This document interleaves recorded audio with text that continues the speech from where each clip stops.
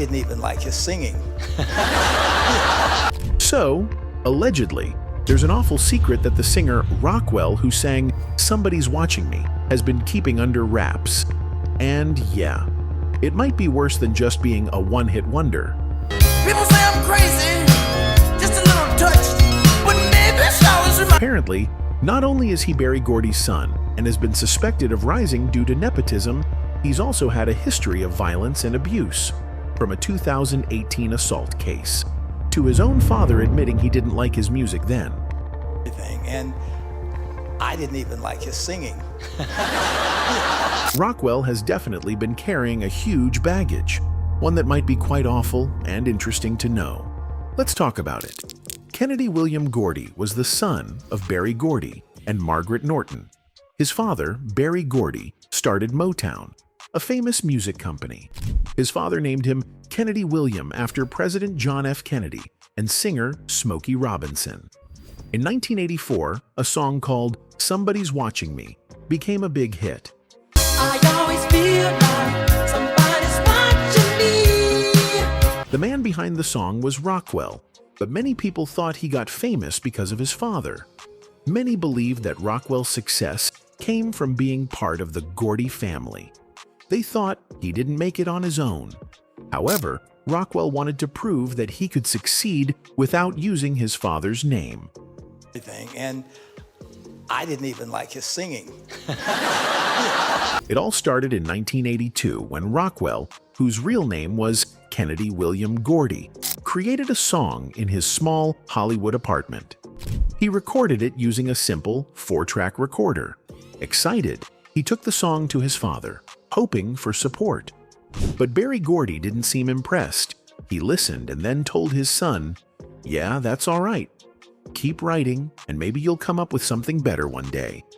As somebody's watching me, I had been writing a lot of songs, and I've written a lot of songs even prior to Somebody's Watching Me. Rockwell felt heartbroken. He wanted his father to be proud, but instead it seemed like his father didn't believe in his music. Even though his father didn't seem to like the song, Rockwell didn't give up. I could do better. And I was really frustrated, as a matter of fact, because I thought that my songs weren't really up to par and they weren't really good enough. He kept working on his music. A year later, he came up with the name Rockwell and decided to make the song even better. Being Berry Gordy's son made things both easy and hard. On one hand, he had access to Motown and people in the music business. On the other hand, people thought he only got a chance because of his father. Rockwell didn't want people to think he got famous because of his last name. So, when he sent his song to Motown, he didn't use the name Gordy. He wanted to prove that his music was good enough on its own. I got on my knees and I prayed to God. I said, "Please, Father, give me the creativity to write a song that will go to the top of the charts and tickle the taste bud of the music connoisseur." When Berry Gordy found out that Motown had signed Rockwell, he was surprised. He called his son and asked, "How did you get signed?" What happened? Rockwell simply answered, "I guess they liked my music." But he could tell that his father wasn't completely happy about it. To this day, Rockwell doesn't fully understand why his father reacted that way. He never asked his father for special treatment, and he didn't think about using the family name to open doors. He just wanted to make good music. Rockwell had written other songs before Somebody's Watching Me, but he admitted they weren't very good. I had been writing a lot of songs, and I've written a lot of songs even prior to Somebody's Watching Me. He started feeling frustrated. He wanted to write something great, but he didn't know how. One day, he fell to his knees and prayed. He asked God to help him write a hit song. After that, everything became easier. In just 2 days, he wrote "Somebody's Watching Me." The lyrics and melody came to him so quickly that he felt like it was meant to happen. Everything else came to me just like that. I mean, it was the easiest thing that ever happened. I mean, it was like something was speaking through me. The idea for the song came from different moments in his life. As a child, he remembered looking out of his window and seeing a neighbor watching him. That made him feel like someone was always spying on him. At the time he wrote the song, he lived with a girl who loved playing pranks. Rockwell also liked playing jokes on her. Sometimes when she was in the shower, he would press his face against the glass and wait for her to open her eyes. When she saw him, she would scream in shock. This prank inspired the lyrics. "When I'm in the shower, I'm afraid to wash my hair, 'cause I might open my eyes and find someone standing there." When the song was released, it became a huge success. It reached the top of the charts and played on the radio everywhere. The spooky feeling of the song made it popular, especially during Halloween. Even though Rockwell's demo was not very strong, he still got a record deal with Motown. Many also thought Rockwell had extra help because Michael Jackson sang the chorus of his song. Usually, record labels try to help new artists by bringing in famous singers to make the song popular. Some thought this was just a trick by Motown to make Rockwell famous, but the truth was different. Michael Jackson and Rockwell had known each other for a long time. Rockwell often visited the Jackson family's house when he was younger. One day, he took a cassette with his song to the Jackson house. He played it for the family and sang along with the music. He performed the song over and over again. Michael Jackson liked the song so much that he called his sisters, Rebby and Janet, to come and listen. Each time the song stopped, Michael brought more people to hear it. After listening many times, Michael asked Rockwell who would sing the background vocals. Rockwell simply asked Michael to do it. Michael agreed, just like that. Jermaine Jackson also helped with the song.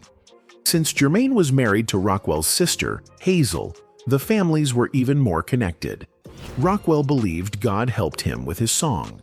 When he finished writing it, he prayed. He promised God that he would tell everyone how the song came to life. He wanted people to know that his success was real.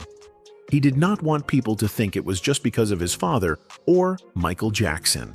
It was God. I feel it was the Holy Spirit speaking through me. God speaking through me. In January 1984, Somebody's Watching Me was released before Rockwell's first album.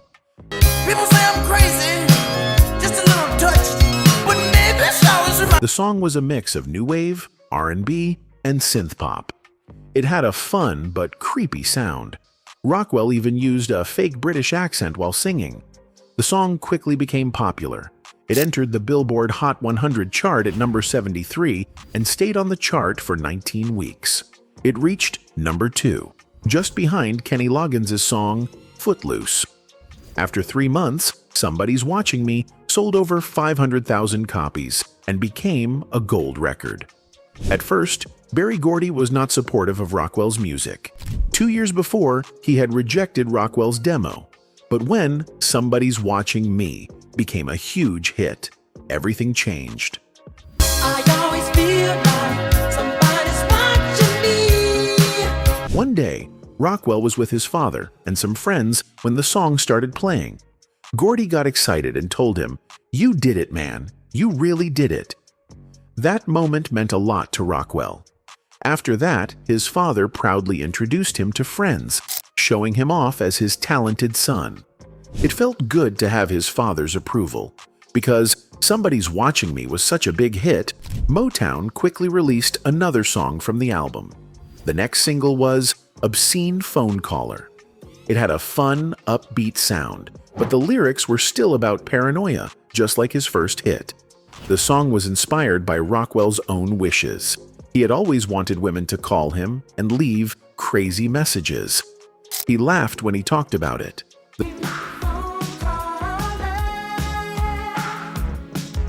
The song did well, but it was not as big as Somebody's Watching Me. It stayed on the Billboard Hot 100 chart for 14 weeks and reached number 35. The music video continued the theme of mystery and paranoia. It showed Rockwell in a hotel, being told he had many calls but no messages. Then, he walked around the hotel trying to find the mysterious caller. In the video, there was even a bellboy with a fake mustache, adding a little humor to the story. Who is this? In 1985, 1 year after his first album, Rockwell released a second album called Captured.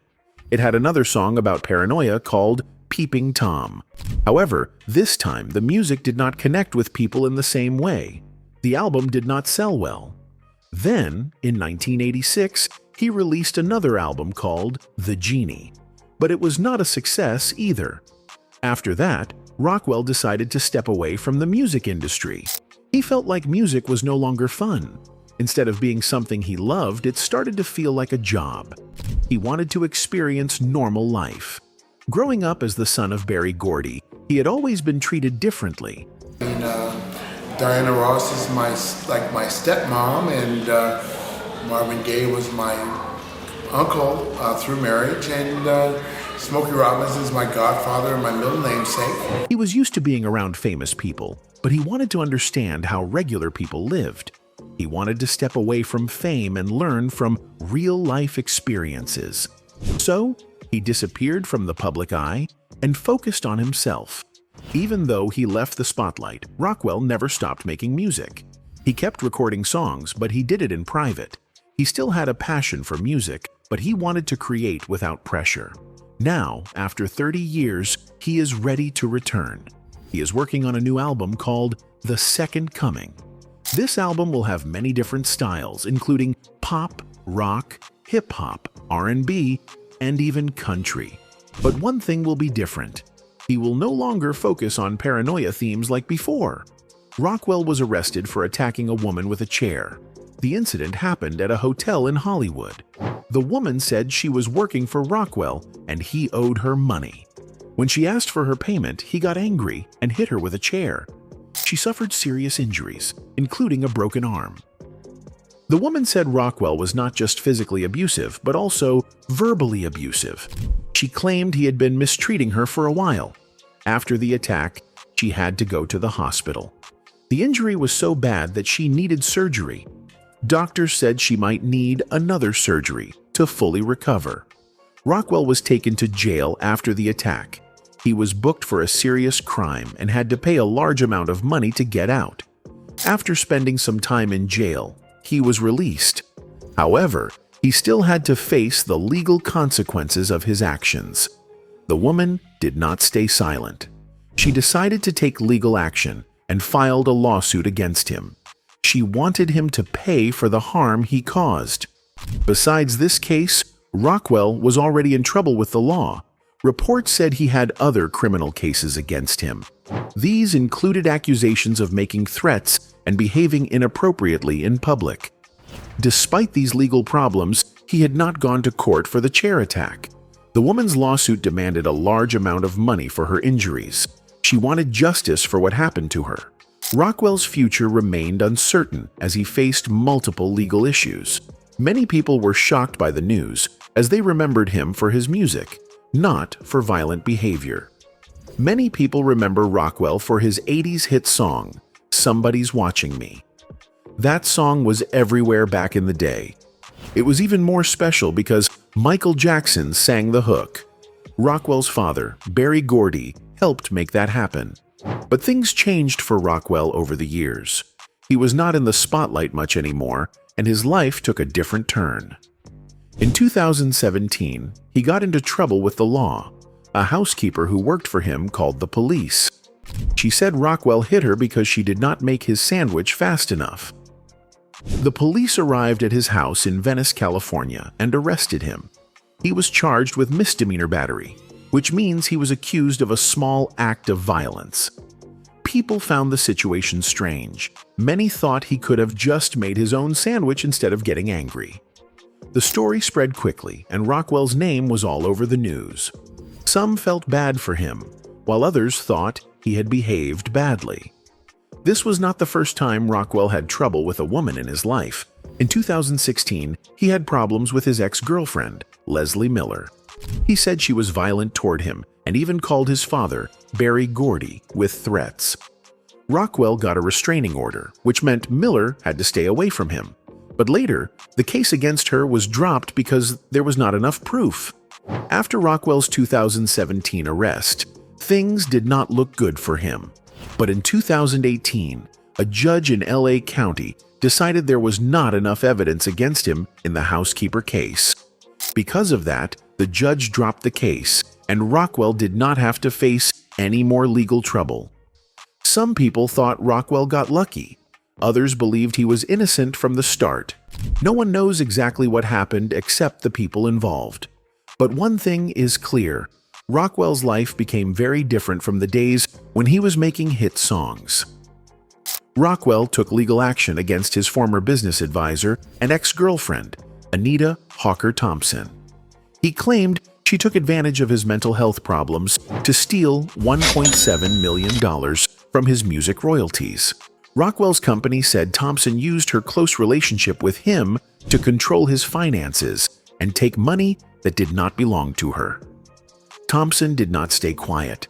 She fought back with her own lawsuit.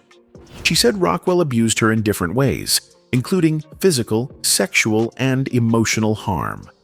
She also said Berry Gordy tried to cover up Rockwell's actions. Thompson claimed that for years she suffered in silence while Rockwell mistreated her. She wanted justice and financial compensation for the pain she went through. Berry Gordy strongly denied the accusations. He said Thompson was trying to get money by making false claims. His lawyers said she had no real evidence to support her story. They also said that even if any of her claims were true, too much time had passed for her to take legal action. They called her lawsuit an extortion attempt, meaning they believed she was lying to get money. Gordy asked the court to remove his name from the case because he said he had nothing to do with it. This was not the first time Berry Gordy's name was linked to legal trouble. In another lawsuit, he was accused of hiding sexual abuse involving Jermaine Jackson. However, Gordy denied any wrongdoing and said people were only trying to damage his name and his family's reputation. This legal fight between Rockwell and Thompson became messy. Both sides blamed each other for serious wrongdoing. It was unclear who was telling the truth, but it was clear that the battle was about power, money, and reputation. Rockwell ended his marriage in 2013.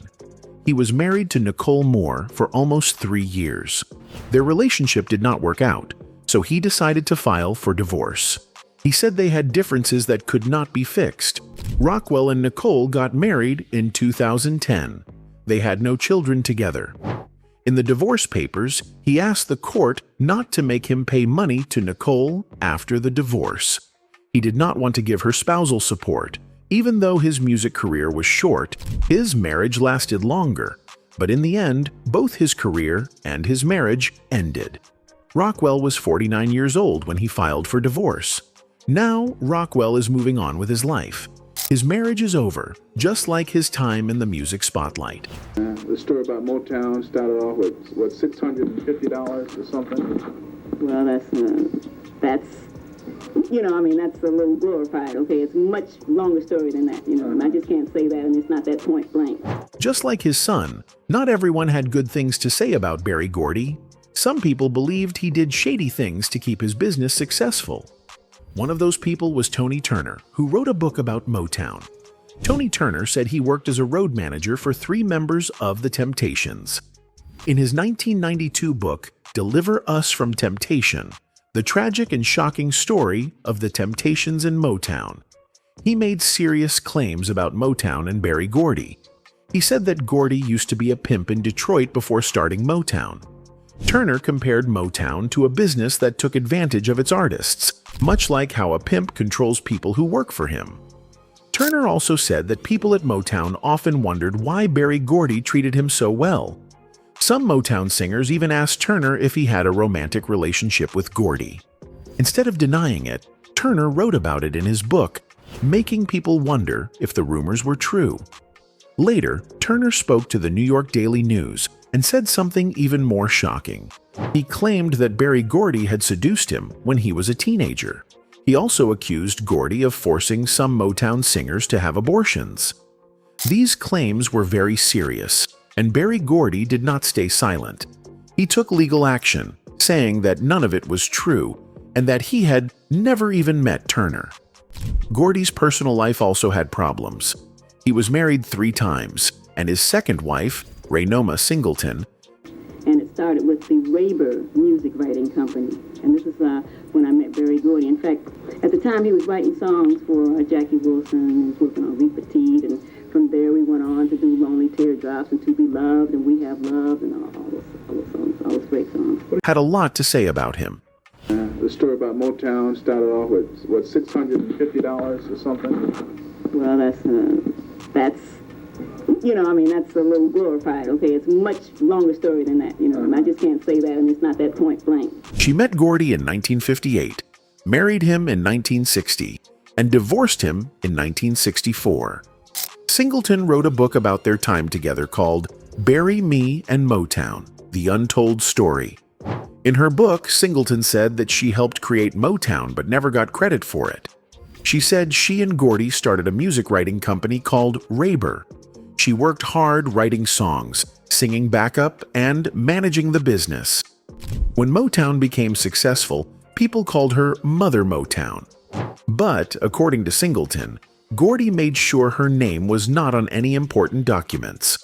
She also said that their marriage ended because of Gordy's infidelity. But the final problem was when she secretly sold Motown Records to keep the company's New York office running. She got arrested for this, and Gordy refused to help her unless she left the company and accepted a small divorce settlement. Gordy never publicly responded to her book, but his representatives said it was full of lies. Another rumor about Motown was its connection to the mafia. Many people believed that organized crime groups had a role in the music industry, and Motown was no exception. Berry Gordy strongly denied this. In an interview, he said that the rumor started from a small newspaper article. He said that when he first read it, he laughed because it was not true. But when bigger newspapers picked up the story, people started believing it. The rumor spread so much that the FBI got involved. They investigated Gordy and even interviewed him. After looking into it, the FBI found no evidence of any connection between Motown and the mafia. Some people thought the rumors started because of Barney Ailes, who worked as the head of sales for Motown. Ailes was Sicilian American, and some people assumed he had mafia ties. He never confirmed or denied these rumors, which made people even more suspicious. Some newspapers even called him Berry Gordy's hatchet man, meaning he handled the tough business decisions. Motown had strict control over its artists. It was more than just a record company. It also controlled how singers acted, dressed, and lived their lives. Gordy admitted that Motown gave artists much more than a record deal. The company provided training, chaperones, and even life advice.